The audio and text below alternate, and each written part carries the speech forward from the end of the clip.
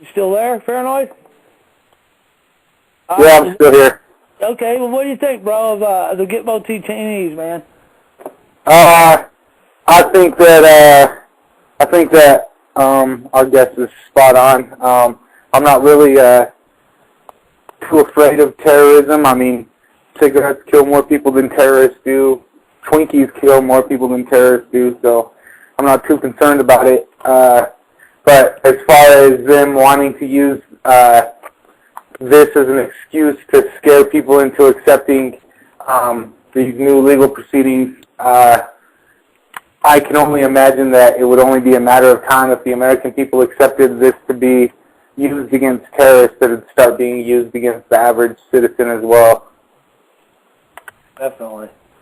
Oh, absolutely. I mean, we all have to say that's the end goal here. I mean, ever since the first time they came up with the term enemy combatant and said, oh, we can strip you of your citizenship and we can detain you indefinitely in some cell and no one can talk to you and you have no legal representation.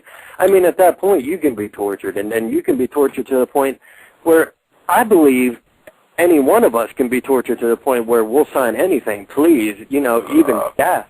Now, the general public hears that, and they're like, your tendency is to go, well, that's scary, but, I haven't heard anybody them really picking up anybody, you know what I mean? But they are picking up people, and they're picking up people right now as we speak, and holding them indefinitely and charging them as enemy combatants.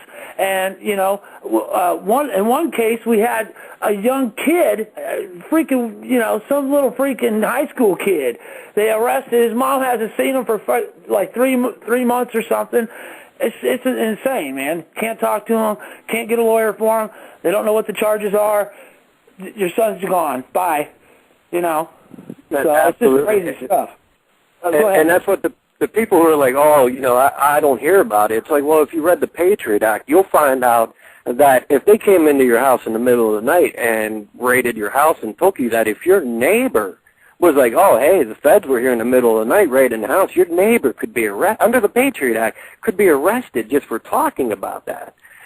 But one of the main things why they're doing this is it's because it's more to cover up 9/11, to cover up their crimes. They're trying to eliminate all of the evidence, and in order to eliminate that, you have to eliminate these people because the government has obstructed justice at every single turn regarding 9/11. Even the 9/11 commissioners themselves say this. Bob Kerrey said that there was ample reasons to suspect that there may be some alternative to what they had outlined. And Tim Romer said they were frustrated with false statements. And if you remember, Max Cleland resigned from the commission saying, that it was compromised and one of these days America will get the full story, but this White House wants it covered up. And we saw, who was it? Was it Hamilton who was on there saying, oh, you could go down the line and identify 100 people who got things to cover up.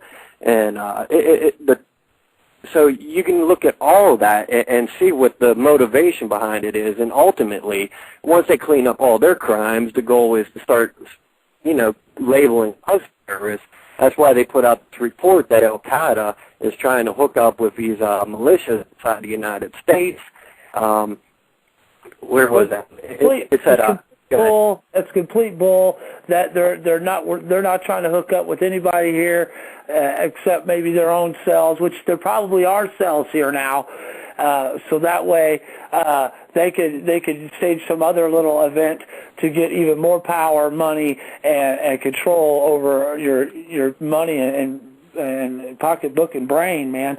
But there is something that I wanted to talk with you, Dominic, that we were going to talk about last week, and I wasn't sure about all the stories that you had last week, but one of the things I did want to talk about is this Obama coming out with preventive detention or whatever. Can you talk about that a little bit?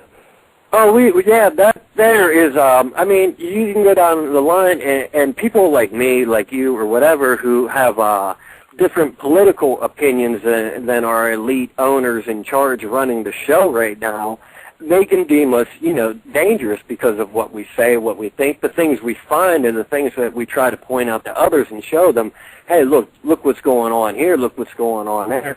And they can use this to say, well, these people are, as the counterterrorism reports that are coming out and Homeland Security reports are coming out, that we're extremists and we're dangerous, and there's a chance that, like the veterans that are coming back from Iraq, they've got all this training, they're anti-government now, and they're going to do things. Maybe we got to start picking these people up. So it's the thought crime. It's the thought crime. It's this person might do something at some point, so let's go arrest them now.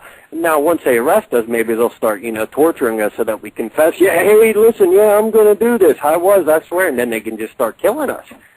There it is. What do you think about that, Knowledge? I think that's it sounds like to people that maybe don't listen to this type of show and don't pay attention to what's going on around us, that sounds probably science fiction, but I think that's what this entire shit has been building up to. Everybody right now can relate to, say since 9/11, but it's been started like way before that. You know what I mean? I don't know how long ago that they've really been focusing on this, but the war on drugs was the first one. Before the war on terror, like where they could basically say you're a criminal just for possessing a substance that. And what happened? What happened with the war on drugs? More people got more drugs, and there was more people arrested for buying their drugs that they brought into the country, and therefore more arrests and more money made off of the being in their little system and going to rehabs or whatever they send you to,